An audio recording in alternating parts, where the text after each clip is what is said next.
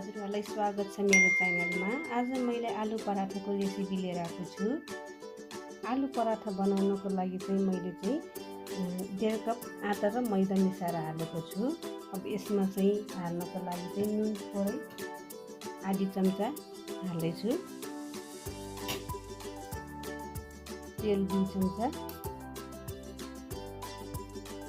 हाल्दैछु। अब यसलाई चाहिँ यसरी मुसिदिनु होला।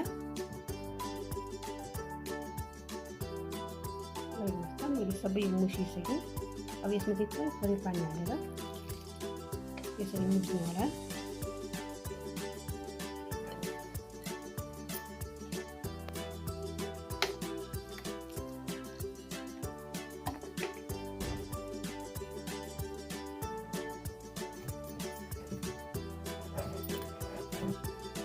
हेर्नुहोस् त, यो डो पनि रेडी भयो। यसरी नरम डो बनाउनु पर्छ। यसरी यसलाई चाहिँ 10 मिनट जस्तो यसरी टावलले यसरी छोपिदिनु होला।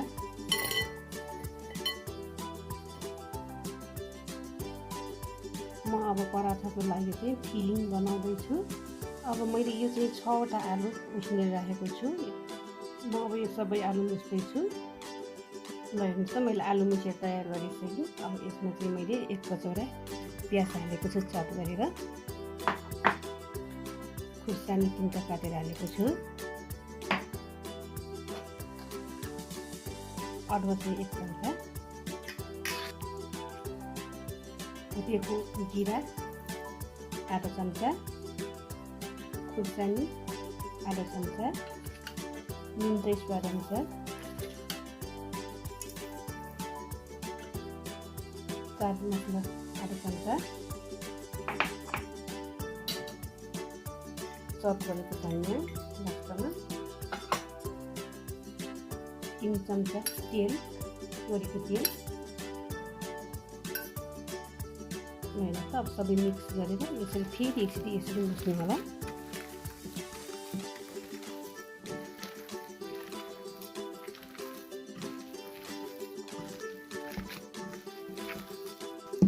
हेर्नुहोस् त, यो आलुको फिलिङ पनि तयार भयो।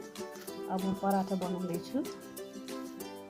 अब एकछिन यसरी मुस्नु होला, एकदमै नरम भएछ।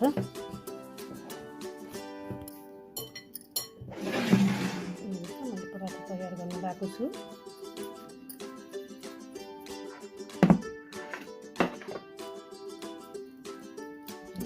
म पराठा बेल्दैछु।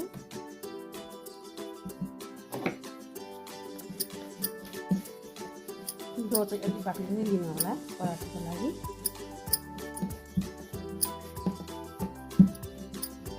हेर्नुहोस् त, मैले बेलिसकेँ। अब मैले आलु हाल्दैछु। यसरी बन्द गर्नु होला। यसरी मुखले बन्द गर्नुपर्छ।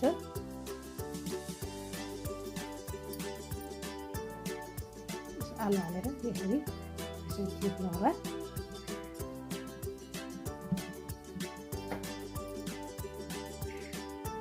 यसरी अनि बेल्नु होला।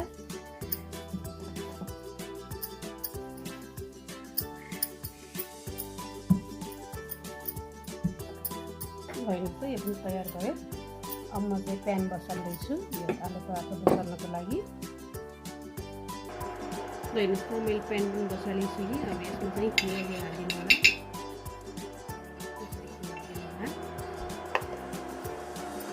हेर्नुहोस् त, यसरी हालिदिनु होला।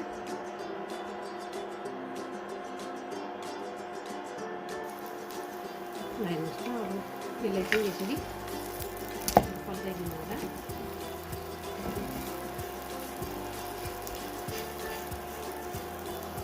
पल्टाएर यसरी घिउ माथिबाट हालिदिनु होला।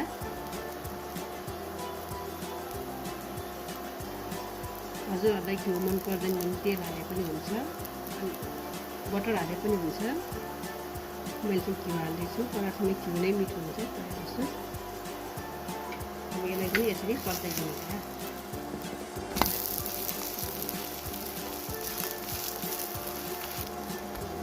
हेर्नुहोस् त, फेरि एकचोटि पल्टाइदिनु होला यसरी।